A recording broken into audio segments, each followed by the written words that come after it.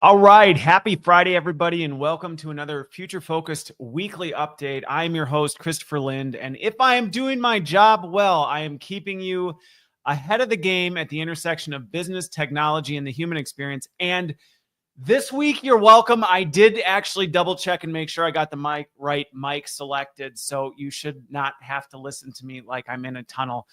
Sorry for that. I hate when I make those mistakes, honestly. And I tried to do some post-production work to clean it up, and it just made it worse. So anyway, we're fixed. It's better. We're all good this week. Thanks to all of you who watch and listen. Really appreciate it. I've gotten a recent influx of just encouraging notes and messages from folks, and I do this hopefully to help just keep you informed and give some perspective on things. But I don't always know, the impact it has. And then getting some notes recently has been really awesome. So thank you for that. Keep it coming, not just to encourage me, but I also enjoy when people send things to me and go, hey, have you seen this? Have you considered this? What are your thoughts on this?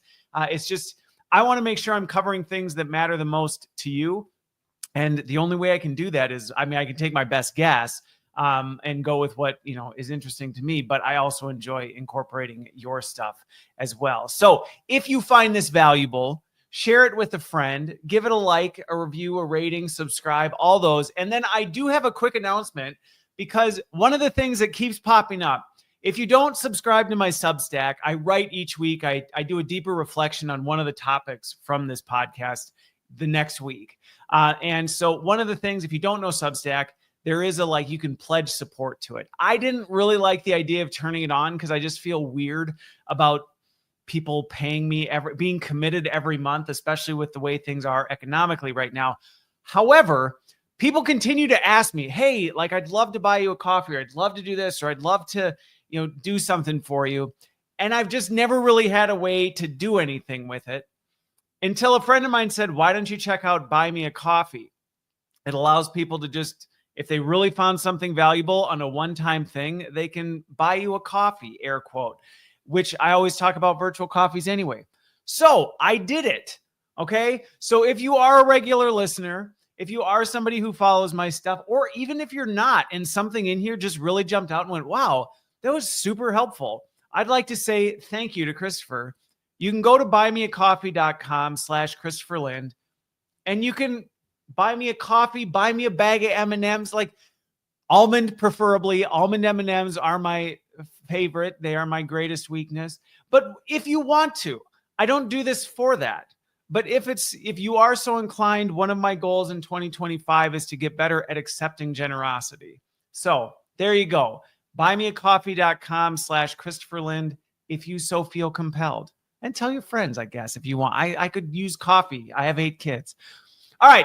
Let me run down what I'm talking about this week. I've got 3 topics.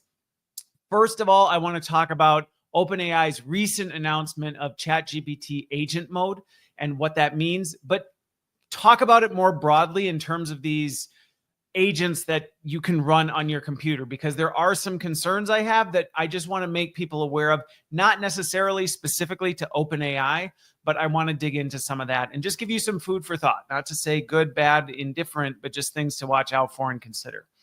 The other one I want to talk about was one that I don't have any hair, so it didn't blow my hair back, but it blew my beard back, was some of the stuff with crypto, which I'll talk a little bit more about that.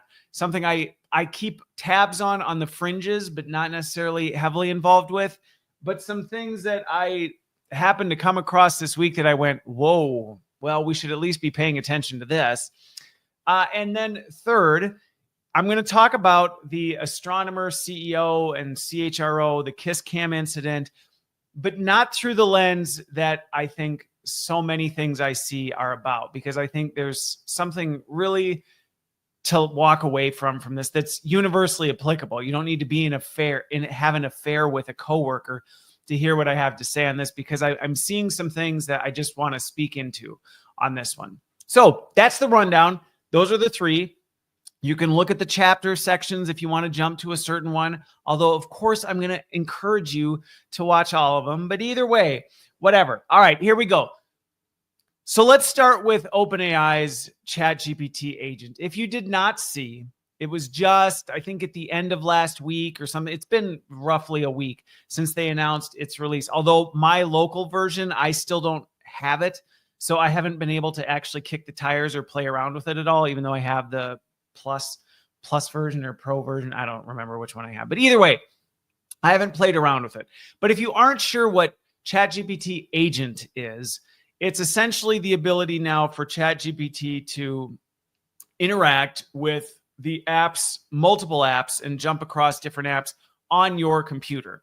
So you can have it do different things. Now, like I said, I have not tested it yet to see how robust it is, how many different apps can it work with. It's not completely new to Macs, at least. Before there were certain programs ChatGPT could already interact with. It was a limited list of what it could interact with, and it could actually then take over that app and do things with it, like the terminal window or things like that. Which if you heard me say the terminal window and freaked out, you're gonna have an idea of where I'm going with this. But they're advancing that further so that in essence you can have ChatGPT do a bunch of stuff by taking over your desktop and doing all sorts of things.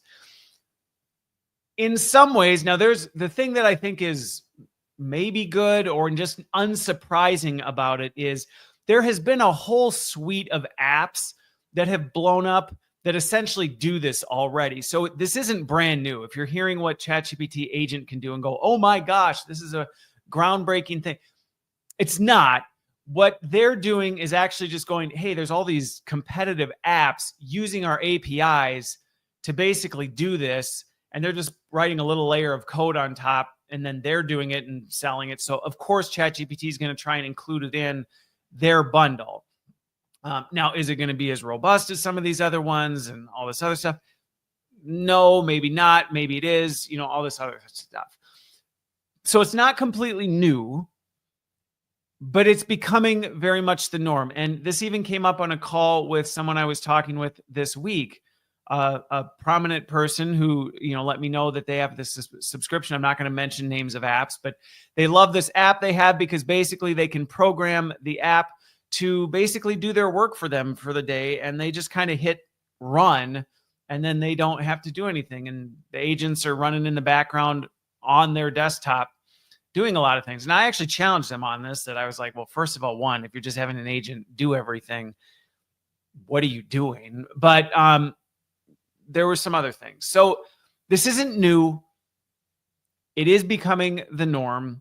And there's a lot of other apps out there. Now, the reason I bring this up is that a lot of people are just throwing themselves into this without thinking clearly about what you're doing and what you're handing over. Now, I did look at some of the terms and conditions of ChatGPTs and things like this, and they seem to be above bar from what I can tell from what it's tracking and what they're saying they're looking at and what they're capturing when you have agent mode on and all this other stuff. Because sometimes people do panic. They go, well, if this thing can see my screen, can't it see every keystroke? Can't it see every password I type? Can't it see all this other stuff? In theory, it could. It doesn't necessarily mean it is. And most of the apps know that you actually don't want to. I ran into this a lot when I used to implement, well, I still do now, but I do less of the implementation work on digital adoption platforms. This was usually one of the biggest concerns people had with these apps that could kind of hijack your computer and fill out forms or automate tasks. These were the early generations of what agents are doing now. This isn't, again, it's not new technology. But one of the hesitations was always, well, it can see the sensitive data, it can do all this stuff. And it was like, it actually can't. It's just seeing the UX and the screens and all this other stuff. Now, could it in theory be capturing keystrokes and things like that? Yes, which is why it's so important to pay close attention to what apps you're looking at, that you're reading the terms and conditions of the things, that you carefully analyze. Is this thing always on? How do I activate it? How do I deactivate it? All of these other things, because the number of people I talk to who are going, hey, I just downloaded this free app that now runs in the background and I can ask it to do anything, or it'll give me real-time feedback on everything I'm doing. And it's wonderful. And I'm going, well, I just had a good friend of mine recently where they told me the app they did. I went and looked up the terms and conditions and I said, you need to delete that app right now and run a malware scan on your computer after this, because I'm not saying for sure it's malware, but based on the terms and conditions, they are data harvesting literally everything you're doing whenever that thing is active. And that one happened to be an always on, unless you actually went into your, apps list and killed the process. It was capturing this all the time, which is why it's so important to be careful and pay attention to what some of these apps that seem to be offering you convenience on steroids. Yeah, if it's free, and some of these are like they're freemium, but some of them you're paying for them. I'm like, you're literally paying to have your data harvested. So please be really, really careful if you're buying, downloading, installing any sort of app that offers what I would say is agent-like capabilities. And when I say agent-like capabilities, I'm talking about the ability to do things not just within the app. So if it's taking over part of your screen, if it's running other apps on your computer, if it's doing other things, be really careful. I am not saying never use them. That is not what I'm saying at all. There are some that I think are secure. They have the right terms and conditions. I would say they're trustworthy as they can be. And then there's ones that are not. And there are ones that are literally, some I firmly believe are planted by black hat hackers to just take advantage of people who don't know what they're dealing with. So there's this whole element of you really need to have your awareness up. I don't say this to freak people out about agent modes and things like that. I would say, even if you find a secure one, though, you really need to be taking the time to go, what am I really using this for and for what purposes? Because going back to this friend of mine that I was talking with, and he's sharing with me how he's using agents to basically do everything for him. We continue to just fuel this culture that just more is always better. We just keep churning out and pumping out, and who cares if we examine the quality of this? And that was one of the things I asked him. I'm like, do you even review what it does? Or do you just give it a prompt and let it run and send your emails and build your PowerPoints and do your spreadsheets? Like, how do you know it's right if you truly are just setting and forgetting it without any sort of check-ins? And even he got a little, not defensive, but he's like, oh, well, because he realized, dude, you're handing this thing over and assuming because you prompted it, it's going to get it right. And inevitably, you're going to set a pace that is unsustainable for you to keep up with. You're not going to be, if you say work all night while I'm in bed, it's going to do so much stuff overnight. You're going to wake up in the morning and go, it's going to make cleaning out your inbox seem like child's play. You're going to be like, there's no way I can pay attention to everything it did overnight. You know what? It's probably fine. It's probably fine. So first of all, one, you're now setting just unrealistic expectations for the amount of work that can be done.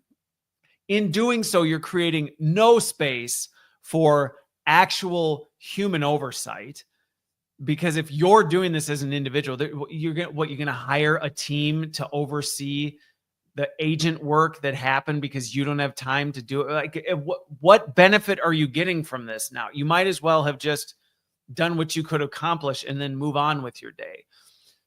So it's just fueling this idea that we can just run 24/7 all the time, and that just more is always better. And it's not. It's not always better. And whenever I work with organizations or individuals on how do we use agents intelligently, it's always about figuring out what are the most important things that need to get done. And let's define some realistic expectations around what output needs to look like to make sure we don't do more than we can make sure is good. Because the reality is, it's fine and seems safe until it's not. And by then it's too late. You wake up in the morning with a whole bunch of really angry emails back at you that you're like, wait, what did the agent do overnight? Well, they're already sent. There's nothing you can do. You ask it to make an update to the software code and you'll have the developers check on it in the morning and it's already made 3,000 changes the next morning and the app blows up and your customers are freaking out and you go, oh, now it's too late. And I just continue to see people getting just attracted to this autonomous agent work like a bug to a bug zapper. The idea that it can just do everything how convenient is that? I don't even have to do anything anymore. I just sit back and let it do its thing. Well, if you don't care enough about it to even care whether the agent is doing a good job or not, or it's probably fine, maybe you need to ask the question, is this work really that important? Or do I maybe need to just go, maybe we just don't need to do this anymore. Maybe we just get rid of this mindless dross and move on and focus on higher order activity.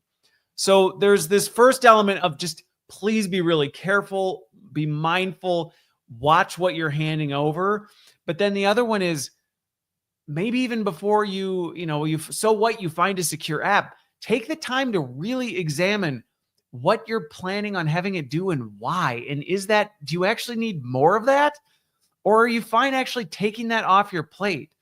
Because I just see this so much where people are using AI to do more useless work instead of improving the quality of the work that needs to be done. And it doesn't need to be this way. And agents are just going to amplify this problem and make things worse if we aren't intentional and really careful about that.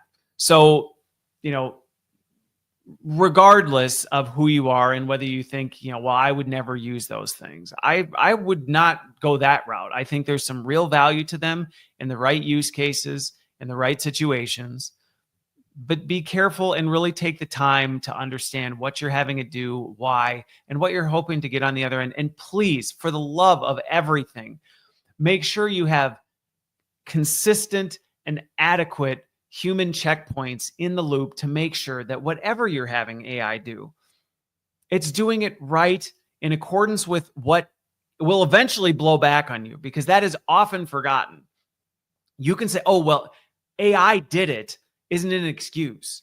I made this point in my Substack article this week. I brought this up in a post last week. AI isn't doing anything. People are. And we like to think if we just offload it to AI, it's a scapegoat for the mistakes. And it's not. It's going to come back and blow up on you. And so when you say, well, I warned this friend, just so you know, if that agent does something you don't want, or you somehow aren't able to keep up with it, or you get exposed for it, you're not going to be able to say, well, the agent did it. They're going to go, well, you told the agent to, so you're the one who's going to be crucified for what it did. So just seriously, folks, if it sounds too good to be true, it is. And there's just no other way to put that out there. And with the number of these apps blowing up everywhere and the number of people I talk to who are just very intrigued by their capability and what they can do and all the convenience it offers them, we got to be really, really mindful. But I am excited with what ChatGPT is doing. I think some of these capabilities are going to be helpful in the right circumstances. So don't misinterpret my caution as disdain for this kind of tech. It's not new. It's not. I've been implementing these kind of automation tools for long before Gen AI came out. And this is just a new generation of it. Okay, let's transition. I want to move over to the second topic, which has to do with crypto. So let's talk about what's happening in the crypto sphere, because this is an area I don't think to date in the history of Future Focused, I've really talked about crypto at all. I may have made some general mentions of it and all this, but never really dug into it. And that's largely because I've been watching this from the sidelines going, I don't really know what this is going to do, if it's really ever going to be legitimized. For the most part, it's been a financial system for criminal activity and all sorts of below bar stuff. And so I've just said, for now, I'll keep a pulse on where it's at. Similar to what I've said before, if it sounds too good to be true, it is. So the promise is, hey, throw your cash at this and you'll make 10x your money. It's like, you're not going to make 10x your money. And for every person that does, there's the person that loses everything. So it's legalized gambling in many regards. And so I've been very, cautious about it. And some of the things I will just say that are becoming very popular that I'm seeing, just a quick warning on some of these related to that. If it sounds too good, be careful. Be very careful when it comes to investing, or even if you're telling yourself, oh, I'm not investing, I just have some money that I want to buy a meme coin or a something on. And, I'm totally fine if I don't make anything off of it, but it's just in case. But really inside, I'm actually banking on making 10x my don't. The number of rug pulls and pump and dumps I'm seeing in the crypto space are still huge. And because it's unregulated, there's nothing you can do about it. So if you go dump your, life savings, or even if it's not your life savings, you go dump, $5,000 that you've been socking away for a rainy day into a meme coin, hoping that you double your money or even make 10% or 20% on it. And then it goes bust because it was a total scam, which almost all these meme coin things are. There's nobody you can go to. You can't go and even file a complaint with the, SEC and say, hey, I got ripped off. I mean, some of them are getting called out because of the social media influencers involved with them. But even they can't really do anything about it, because a lot of the times the people behind it, they were just fronts. They were just people that got paid, go tell your audience to buy this meme coin on this day. And they're like, oh, okay. Like, it's basically a sponsorship. Sure, I'll tell my audience, not realizing what these bad actors behind the scenes are planning to do. So that first warning is just, please, even though crypto is becoming more mainstream and seen as an acceptable form of currency,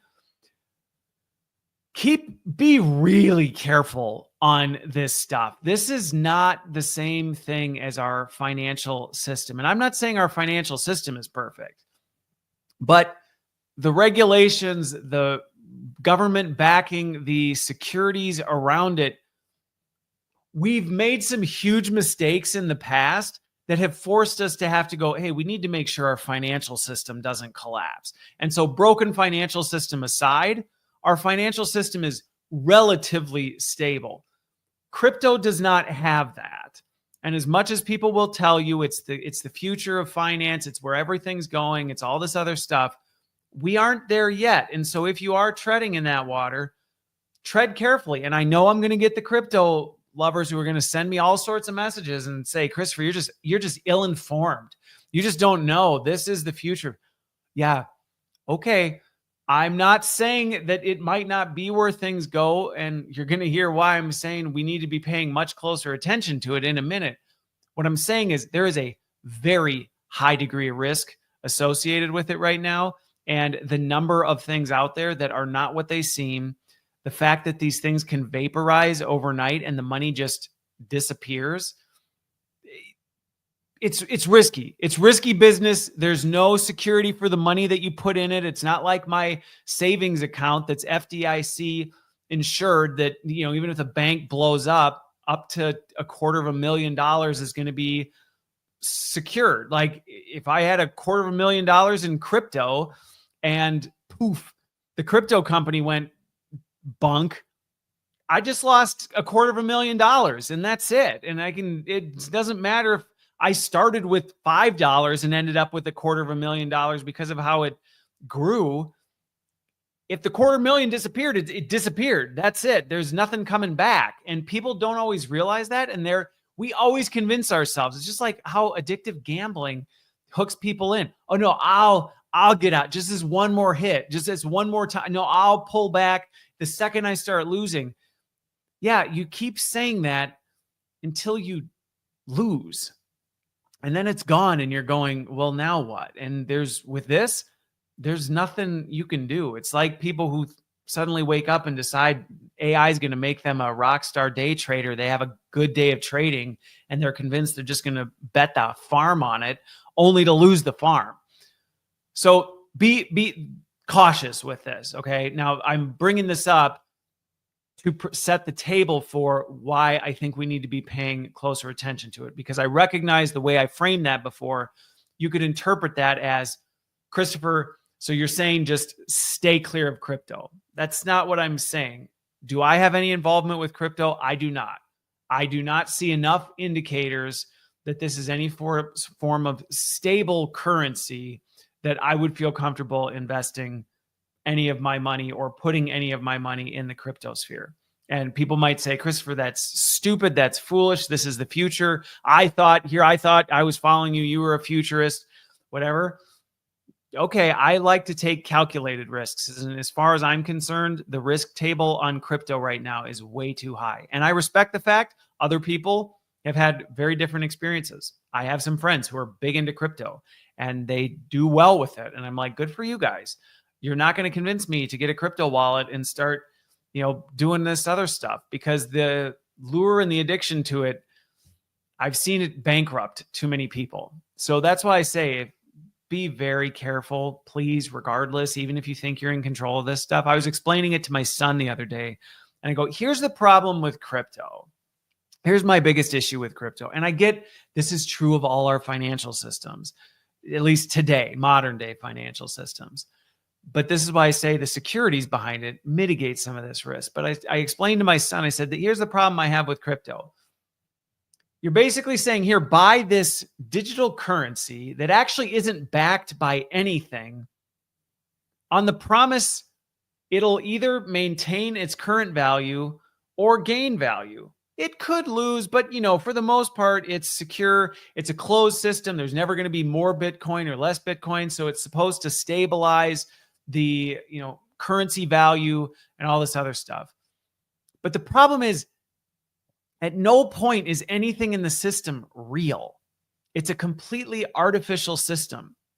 And there's nothing backing any of it. And this is what happens when you see some of these crypto companies get busted or they just fall apart, and truly billions of dollars vaporize overnight. Well, but the problem is billions of dollars didn't actually vaporize. They never actually existed. They just were a fabricated digital thing. And my son asked, he's like, well, so where does the money go? Because people are putting real money in, converting it into crypto. And I said, well, here's the thing.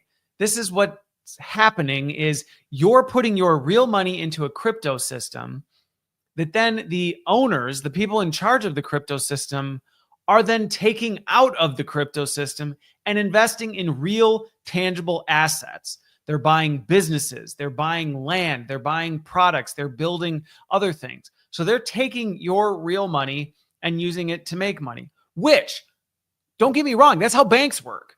If you think if you went to the bank, all the money you put in the bank is somewhere sitting in a vault, it's not. They hold about 10% of their total asset management. So there's not a lot of money actually banked, and they're doing the same thing. They're investing in things, they're buying. So it's not that these systems are, oh, crypto's bad, our current financial system good. No, but going back to my points of the current financial system has securities in place. There are regulatory bodies overseeing what happens.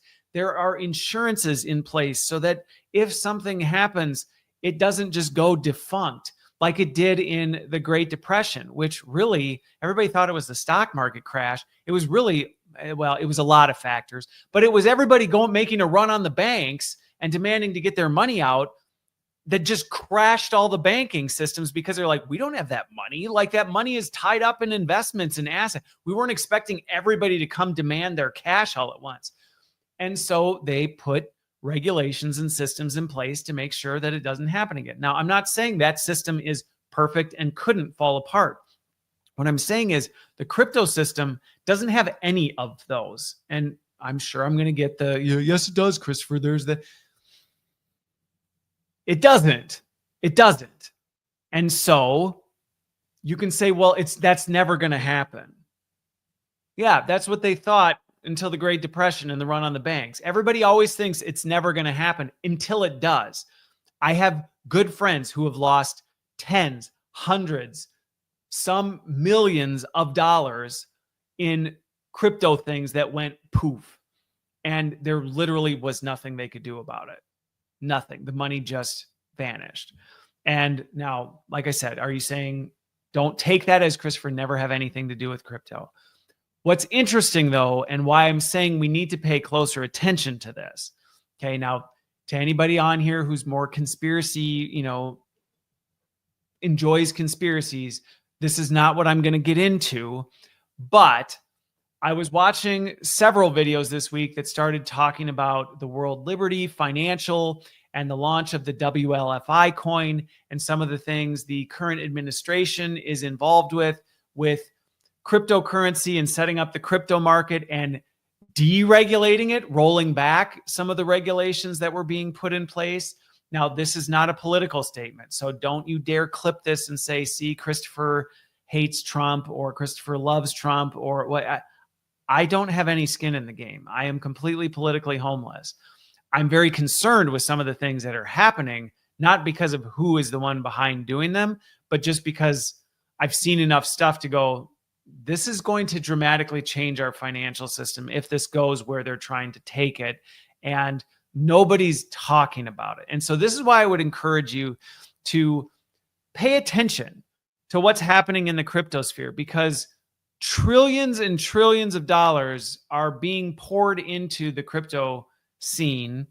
The regulations are being pulled back to make less oversight of the already very limited oversight that there was. The previous administration was trying to do more. And again, don't say, oh, so you're saying they're good. And just, nope. I'm just saying that's what was happening.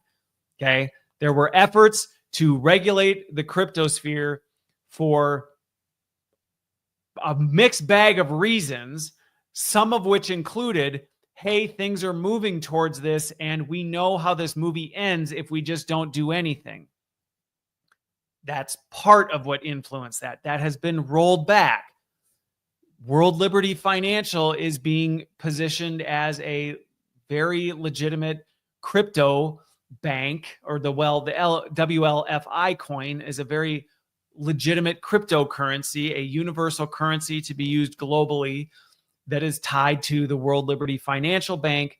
Now, this isn't the only thing happening in the crypto sphere, but as I started going down the rabbit hole a little bit, I started digging into some of the things that, and how much money is being wrapped up in this, how many organizations, governments, institutions are starting to transition their financial systems over to this. And this is stuff I'm not seeing in the headlines. I'm not seeing in news. I'm not seeing anywhere. It's actually unless you're really deep in the crypto sphere, this stuff is actually relatively hard to find. And I don't see anybody talking about it. And so after doing a little investigative work this week, I want to at least draw attention to this for the people who listen to my stuff, because if you're writing crypto off as this thing that, oh, that's a thing I'm never going to do anything with, that's stupid, we're never going to go there, I think you're wrong. I do think at some point we're going to see a major shift in our global financial system, and crypto is going to play a large role in it. Good, bad. Could it be catastrophic? Could it be the best thing ever? Jury's still out as far as I'm concerned. If you wanted my personal opinion, okay, here's Christopher's personal opinion. I don't like what I see. That's my honest opinion. I don't like what I see. I don't like how it's being used. I don't like the fact it's being done so quietly. And I don't like that one of the biggest things they're trying to do is make it be very anonymous so that we really don't know what's happening. And it makes it very hard to know how these systems are moving and how money moves around and all this other stuff. So I see plenty of things that make me go, not really a fan. But just because I'm not a fan doesn't mean that it might not be where we ultimately end up going. And based on the pace it's moving, it may not be that long before we see some major changes in this. Now, do not interpret that as go out and buy crypto, invest in the WLFI coin. Like, don't you dare, because I am saying I would be very hesitant about doing anything with crypto at this point.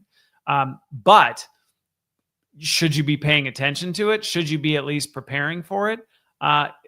Yeah. And what preparation looks like for you, I'm not gonna make statements like that to a huge audience that I talk to and have somebody take that literally. If I sat down with you on a one-on-one basis, I might have more thoughts on, hey, how might you want to diversify your portfolio, or where might you want to do this? But I'm not a financial person either.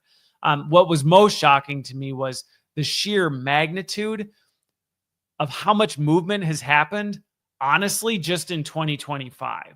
And it's not that crypto wasn't making some big moves and shakes and whatever, but boy, in 2025 did gasoline get poured all over that fire. And yeah, let's just say I'm going to be keeping this on my radar, and I will occasionally give updates here. And if there are any major late breaking developments in this space, I will let you know. But there definitely was a part of me that was like, do I want to clean out everything and just get gold coins and just hang on to them? And again, I'm not saying that's what I'm going to do, or that's not what I'm advising that you do. But there were definitely some things that made me go, whoa, we're moving to an entire system that is based on vapor, like complete vaporware. No, any sort of support backing can be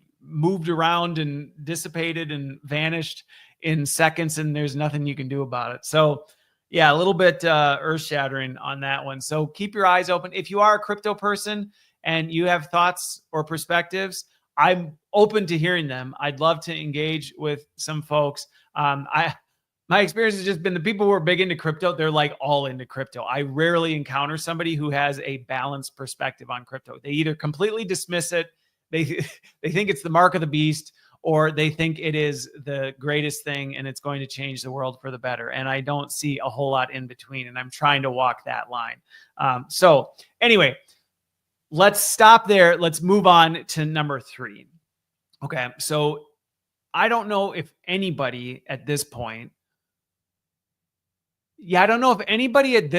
is unaware of the whole Coldplay Astronomer CEO and Chief People Officer, CHRO, affair situation where the CEO of Astronomer and the CHRO got caught. They were in an affair, and whatever. I'm not really interested in kind of rehashing the details of it, because that's not really the reason I even wanted to bring it up. Because over the last, week and a half, I've probably seen, I don't know how many references to it in my news feeds left and right. And quite frankly, a lot of them have been heartbreaking to me because of just the heartlessness of the way people respond to it, the just almost kind of cruelty they have towards this. And it's like, there's so many other horrible things going on in the world, and like, this is the one. We're going to crucify people for this. And I'm not saying what they did was fine. Don't take that as Christopher saying what happened was okay. What I'm saying is we're going to just go cold disregard and jump on the morality train over this, but not pay any attention to any of the other things. Like, come on, like, really? This is where this is the hill we're all going to unite around and try and just tear people apart. Now, here's the thing. I think the other thing I continue seeing is it is really bringing out some of our biases that I don't think are productive. I don't think they're healthy, and I think they're really negative. So I want to talk, first of all, about just our overall attitude towards it. And I want to talk about some of the deeper reflections that I have so that we can think differently about how we respond to this.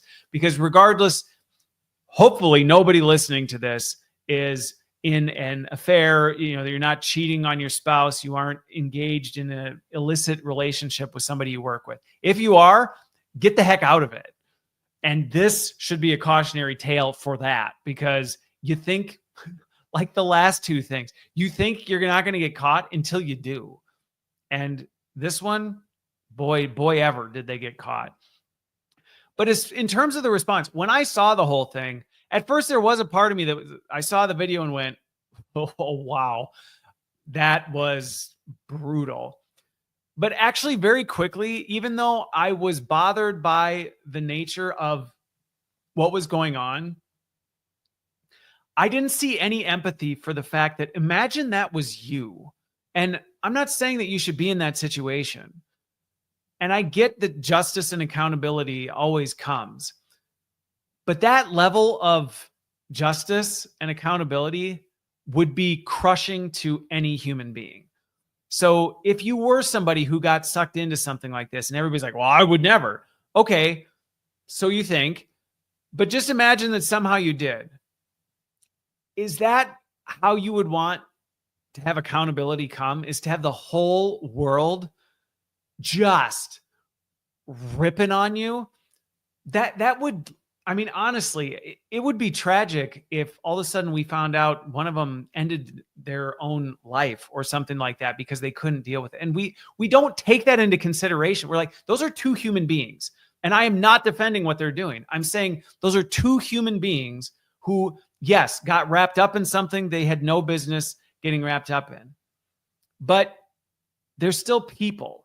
And as I continued to watch this, the thing that nobody really seemed to care about or show any interest in was the fact that this is going to have an effect on so many people directly related to them. The other employees at Astronomer, anybody associated with this CHRO or the CEO is now going to have to probably be looked at sideways, looked down on, all this, even if they had zero involvement. And I know I'll get the people that go, yeah, everybody knew.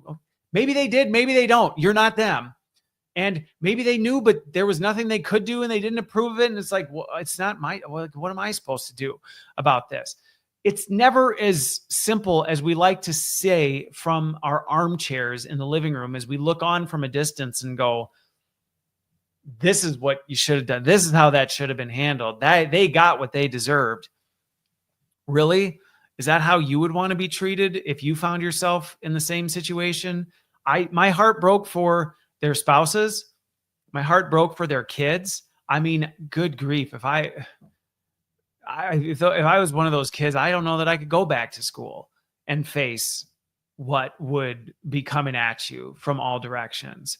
And so the whole thing was just tragic. And that seemed to be the thing that was nowhere in this, was just the tragedy of it all and the heartbreak. And yes, should that be a reminder to us all? Don't do things you shouldn't do. And as much as we live in a culture that says, be you, do what you want. Well, this was a prime example that clearly we don't mean that. And we don't actually believe that.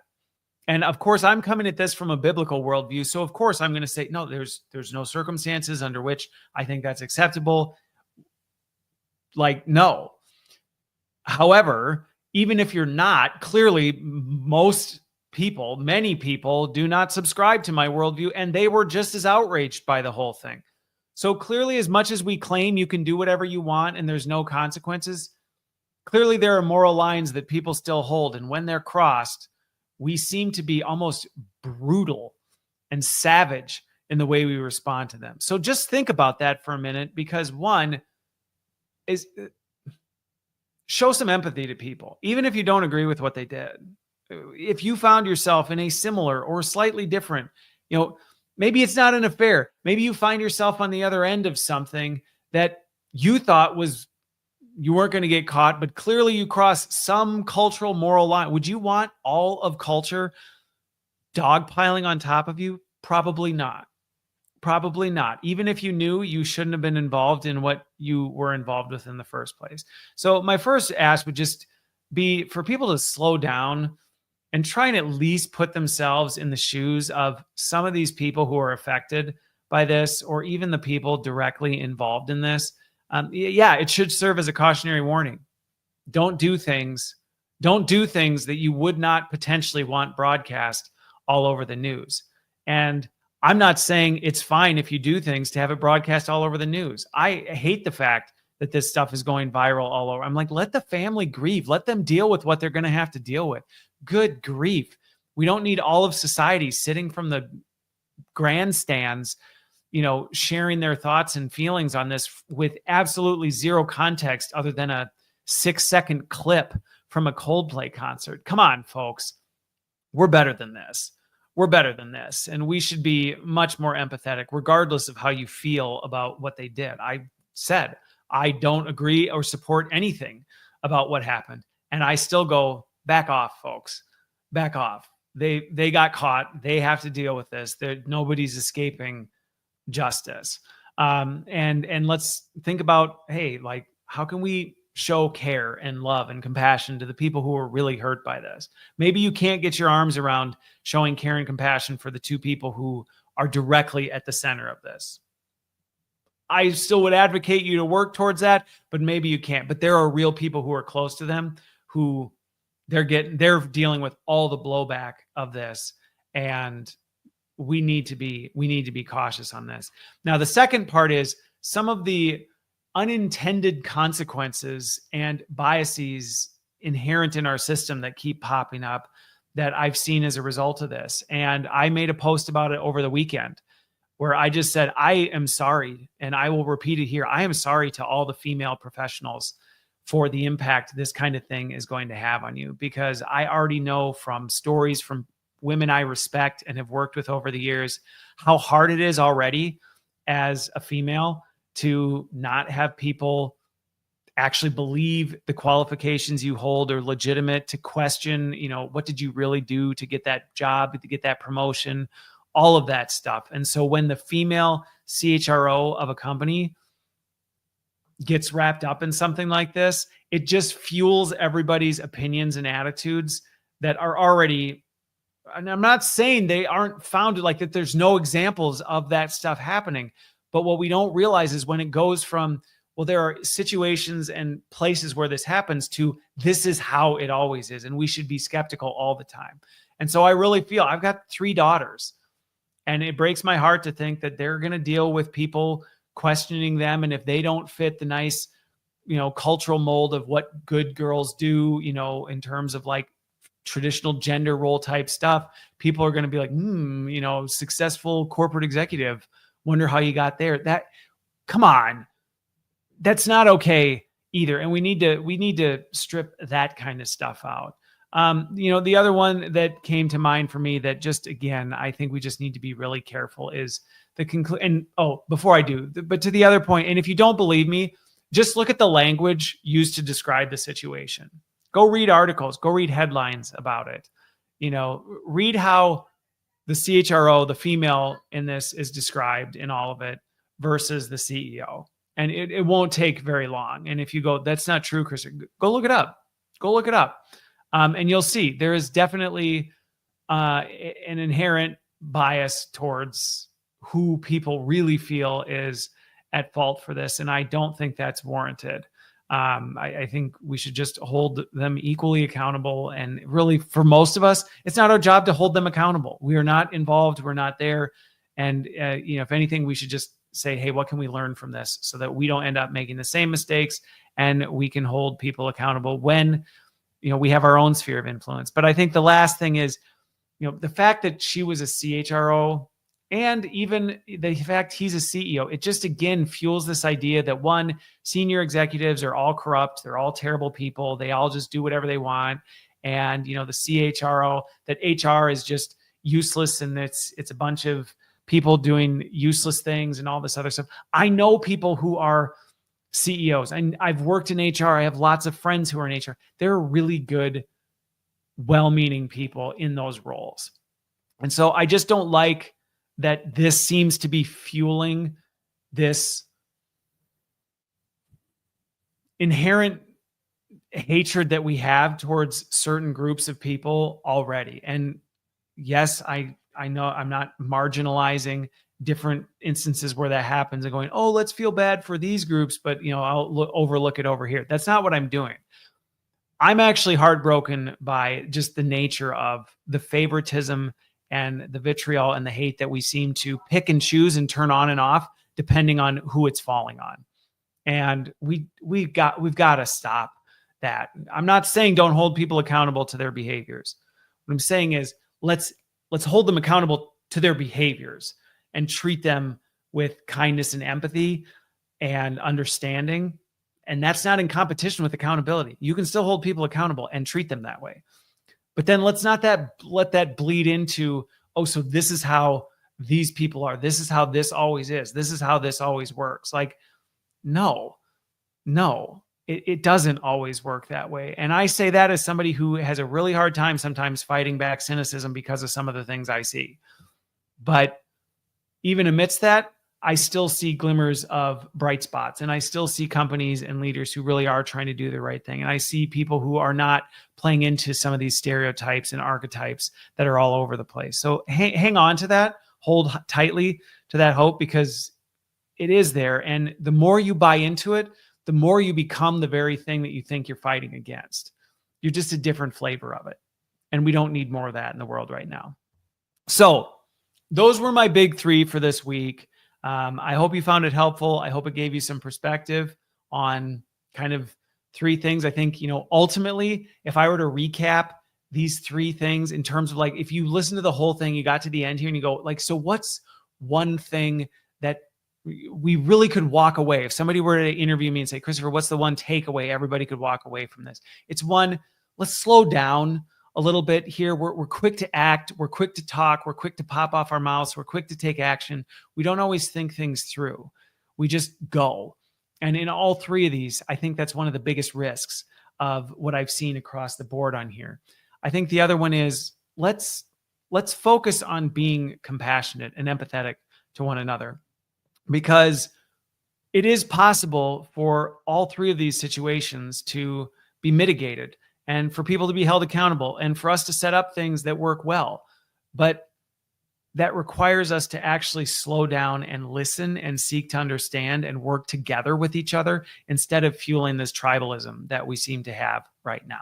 So with that, and finally, if you could use help with anything, this is what I do for a living. I now have my own practice helping consult on, lots of different business type challenges, whether it's ChatGPT type stuff, whether it's disaster recovery because you've had some sort of executive blow up like this, whether you're trying to figure out the future of work for your company.